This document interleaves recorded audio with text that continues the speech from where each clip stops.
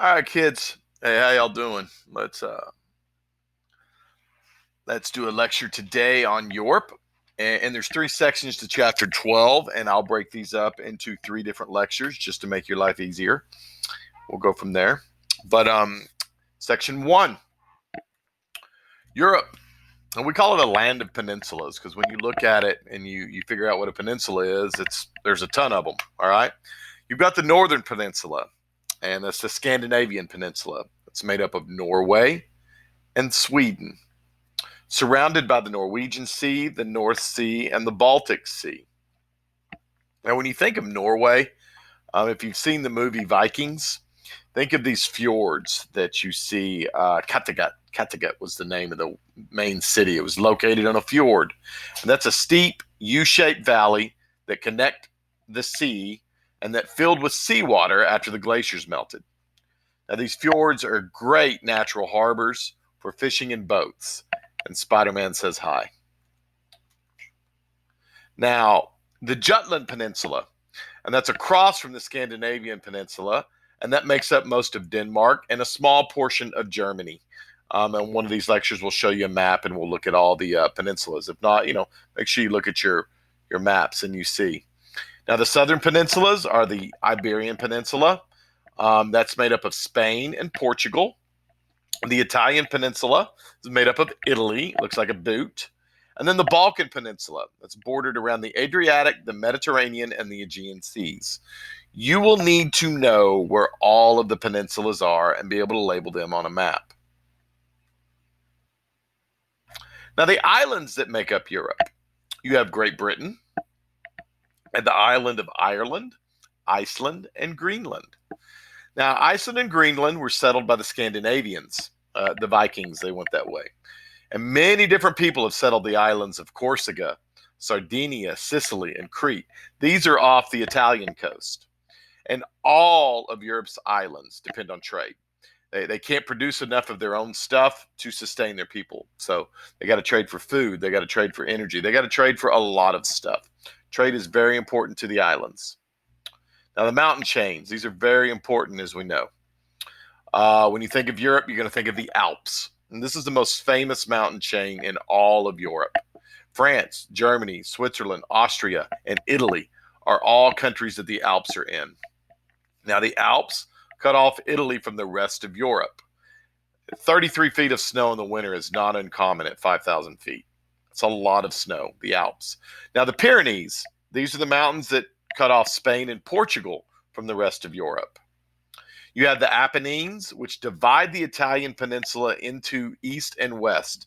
The Apennines are kind of like the Sierra Nevadas of California. They go right down the spine of Italy. And then the Balkans. These mountains cut off the Balkan Peninsula from Europe and isolate a mix of ethnic groups over in that area. Now, the uplands. These are hills or very low mountains that may contain mesas or high plateaus, flat areas. Now, the Meseta, this is the central plateau of Spain. Know where that is. Meseta, Spain. Other similar areas are the mountains of Scandinavia, the Scottish Highlands, the low mountain areas of Brittany or France.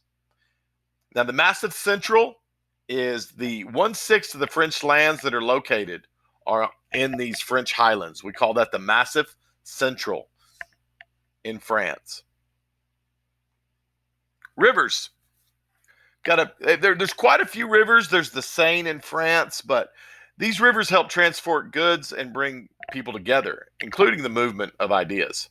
Now, the Danube is one of the ones I want you to know. Flows through the heart of Europe and touches 9 countries from west to east. It stretches 1,700 miles and is linked to the Black Sea. Now, the Rhine is another big river. It's 820 miles long and flows to the North Sea.